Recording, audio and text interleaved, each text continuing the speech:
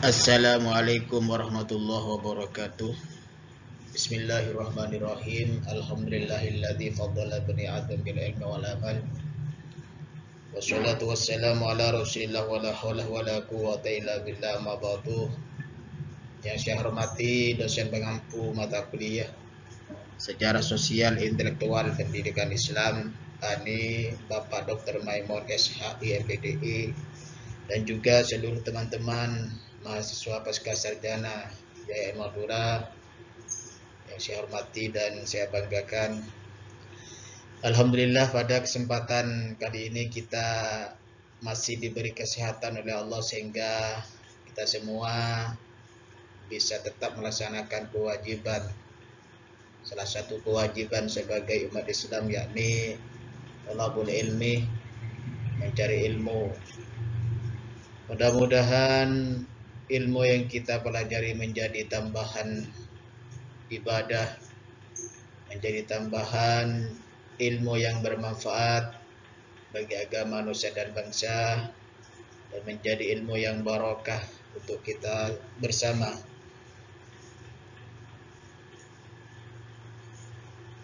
Selanjutnya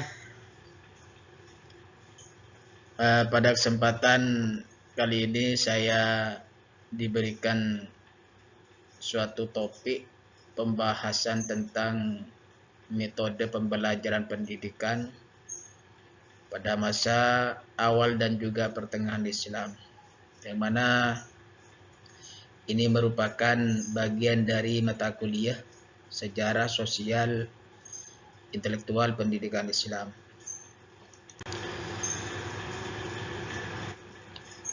Bicara tentang pendidikan Islam, sebagaimana yang telah kita ketahui bersama bahwa pendidikan Islam ini merupakan hal yang memiliki akar yang kuat dalam sejarah perkembangan masyarakat Muslim, yang mana pendidikan Islam di sini dimulai sejak masa Nabi Muhammad SAW pada sekitar tahun 570 sampai dengan 632 Masehi. Yang mana pada periode ini pendidikan berfokus pada penyampaian wahyu Allah. Wahyu yang diturunkan kepada Nabi Muhammad itulah yang menjadi fokus pendidikan pada waktu itu, dan juga membentuk karakter individu, sehingga pendidikan merupakan instrumen penting untuk penyebaran ajaran Islam. Melalui pendidikan ini ajaran-ajaran Islam bisa tersampaikan kepada masyarakat yang memang membutuhkan adanya penyampaian pendidikan ini.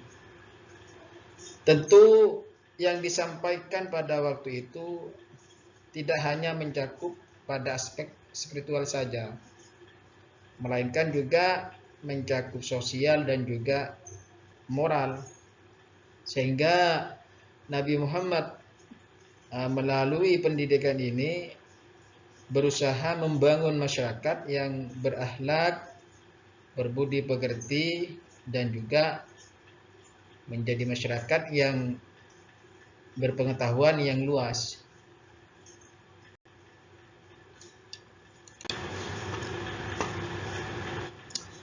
Adapun metode pembelajaran pada masa awal Islam,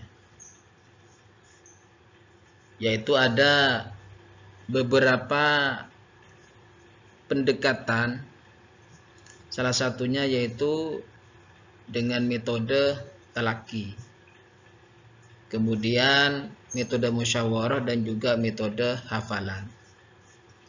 Yang mana dengan metode talaki ini para siswa berkesempatan untuk belajar langsung kepada guru mereka. termasuk para ulama pada waktu itu. Dengan metode ini, siswa bisa mendengarkan langsung apa-apa yang memang dijelaskan oleh para guru.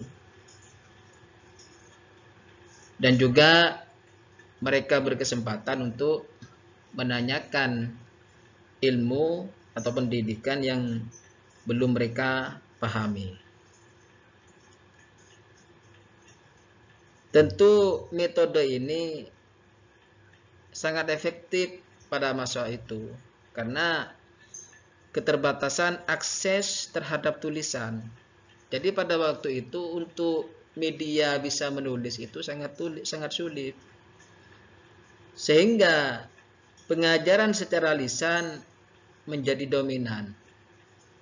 Mereka belajar dengan menggunakan lisan. Para guru menyampaikan secara langsung dan mereka mendengarkan. Untuk bisa menulis, pada waktu itu memang keterbatasan media untuk sebagai alat untuk menulis. Kemudian yang kedua yaitu metode musyawarah. Di mana pada metode musyawarah ini siswa berdiskusi tentang materi yang dipelajari.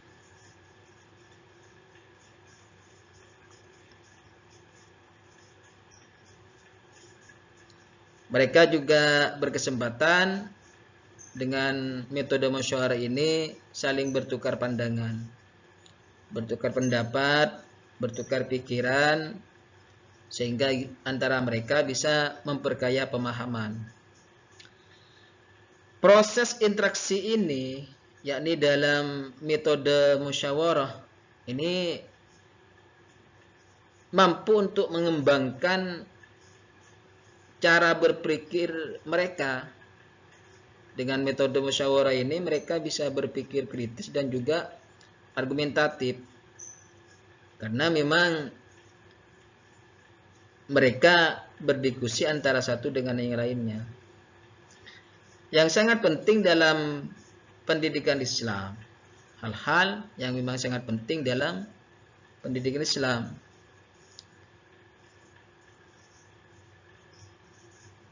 Adapun metode lain yang digunakan sebagai metode pembelajaran pada masa awal Islam yaitu metode hafalan. Di mana dengan metode hafalan ini siswa melakukan pembacaan dan pemahaman terhadap teks-teks klasik termasuk tafsir, hadis, dan berbagai macam karya ilmiah lainnya. Metode ini memungkinkan siswa untuk lebih mendalam dari segi makna, struktur, dan juga konteks teks yang mereka pelajari, sehingga meningkatkan kemampuan analisis mereka.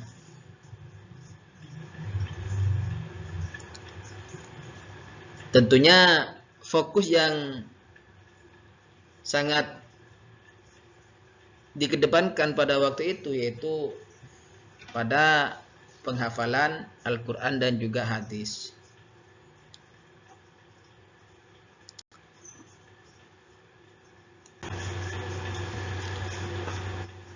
Pengembangan metode pada masa pertengahan Islam. Jadi memasuki masa pertengahan Islam, yakni sekitar abad ke-8 hingga ke-15 Masehi, terjadi perkembangan yang signifikan dalam metode pembelajaran. Salah satu metode yang menjadi ciri khas adalah metode qiraah. Kemudian metode ijtihad. Pada metode qiraah ini, siswa melakukan pembacaan dan pemahaman terhadap teks-teks klasik, termasuk tafsir, hadis, dan berbagai karya ilmiah lainnya. Metode ini memungkinkan siswa untuk lebih mendalam dari segi makna, struktur, dan juga konteks teks yang mereka pelajari, sehingga meningkatkan kemampuan analisis mereka. Jadi pada metode qiraat ini tentu melibatkan pembacaan, pemahaman terhadap teks-teks klasik, termasuk ilmu tafsir dan juga hadis. Kemudian mereka mengembangkan kemampuan analisis melalui pemahaman makna, struktur, dan juga konteks teks ilmiah lainnya. Adapun untuk metode ijtihad, yang mana metode ijtihad ini sangat mendorong, memotivasi siswa untuk berpikir kritis dan juga kreatif dalam menafsirkan ajaran Islam,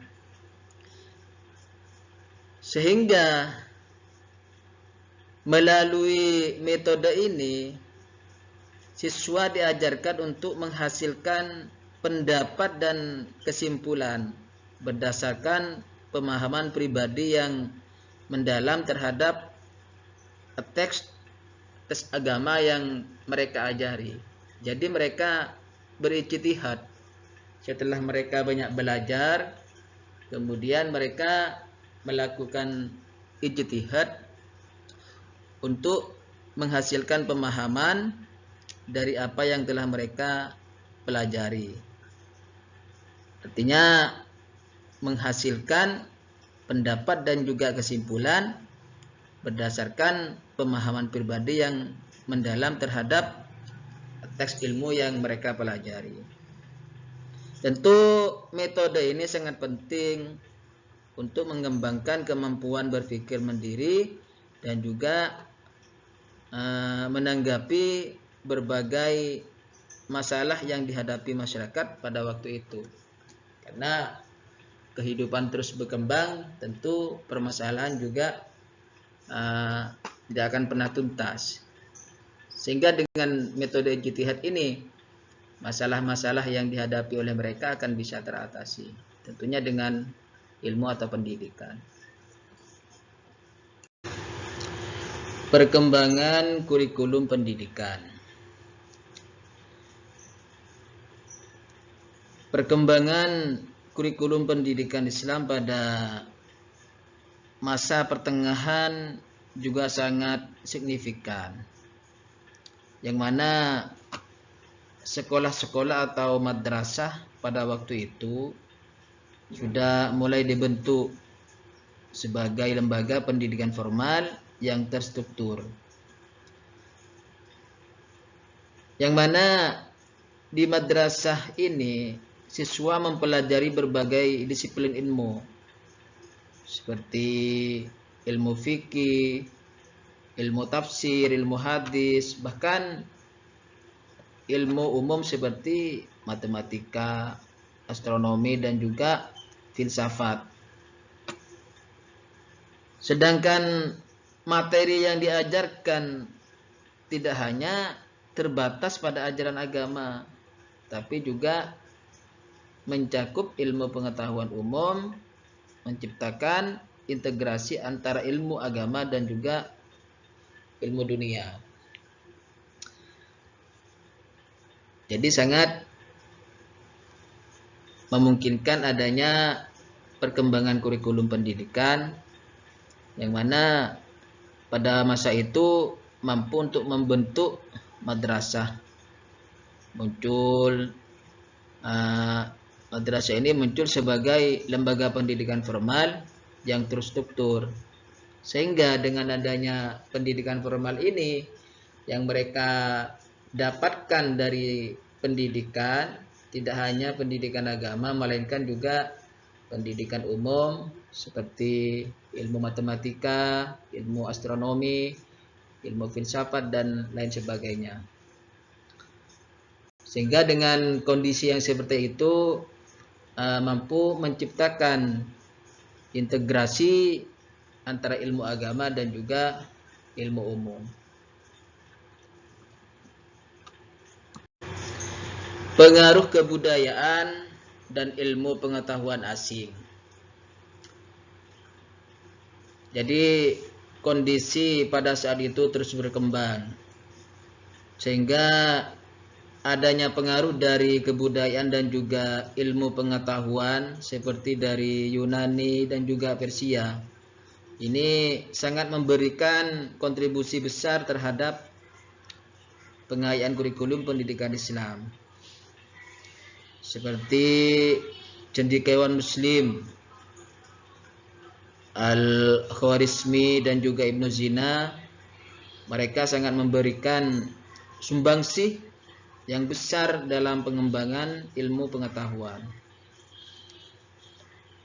Dengan cara apa? Yaitu dengan cara melalui karya-karya mereka. Banyak pengetahuan baru yang diintegrasikan ke dalam sistem pendidikan Islam, sehingga menciptakan generasi yang terdidik dan berilmu. Jadi sangat berpengaruh adanya kebudayaan dan juga ilmu pengetahuan asing ini, baik dari segi pengayaan kurikulum maupun ilmu pengetahuan Yunani serta Persia.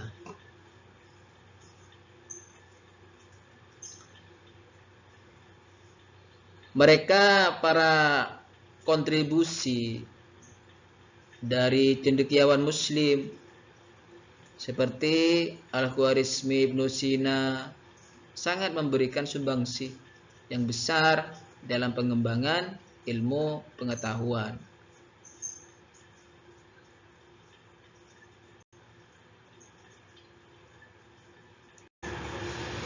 Dampak pendidikan Islam pada masyarakat.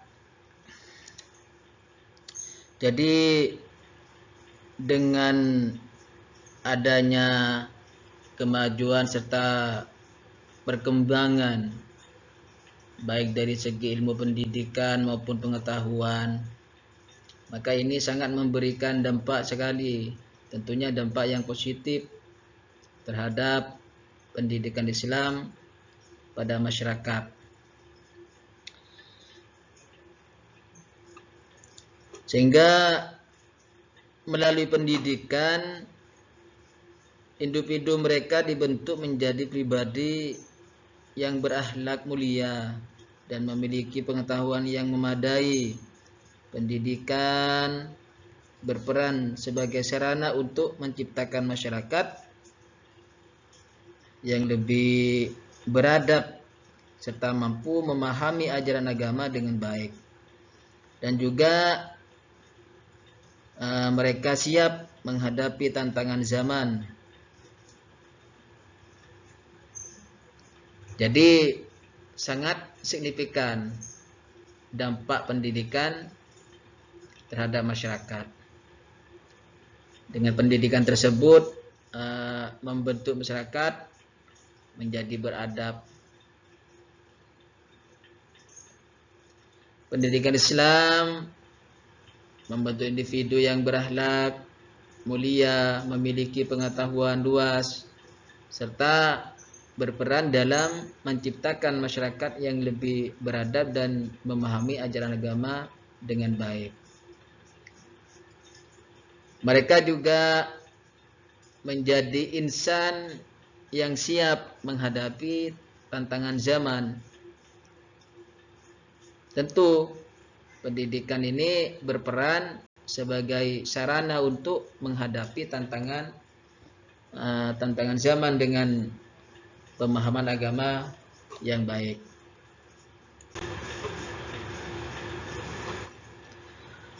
Relevansi metode pembelajaran Islam dengan pendidikan modern. Pertanyaan kita, apakah dari beberapa metode yang telah diterapkan baik pada masa awal Islam maupun pada pertengahan Islam, apakah metode-metode tersebut masih relevan untuk bisa diterapkan pada pendidikan modern ini? Maka tentu metode tersebut sangat relevan, karena seperti metode talaki, metode musyawarah, metode hafalan, dan juga metode yang diterapkan pada masa pertengahan Islam seperti metode qiraah dan juga ijtihad, ini masih digunakan sampai saat ini. Cuman tentu dalam setiap kondisi itu mesti ada tantangan dan juga peluang. Sehingga dengan demikian maka mengintegrasikan prinsip-prinsip pendidikan tentunya dalam pendidikan Islam dengan teknologi dan kurikulum. Maka ini menjadi kesempatan untuk memperkuat akhlakul karimah dan juga sistem pendidikan kontemporer. Kesimpulan dari apa yang telah saya paparkan mulai dari awal tentang metode pembelajaran pendidikan pada masa awal dan juga pertengahan Islam, itu sangat berdampak besar dalam membentuk karakter dan pengetahuan, dan juga integrasi dengan pendidikan modern ini menjadi prinsip yang dapat diadaptasi dalam sistem pendidikan saat ini untuk memperkuat karakter dan juga akhlak masyarakat, khususnya umat Islam. Demikian yang dapat saya sampaikan. Mudah-mudahan ada ilmu dan juga pengetahuan yang bermanfaat dari sedikit ulasan yang telah saya sampaikan ini. Dan apabila dalam presentasi ini banyak kekurangan, maka saya sebagai insan yang lemah mohon maaf yang sebesar-besarnya. Demikian dari saya. Wassalamualaikum warahmatullahi wabarakatuh.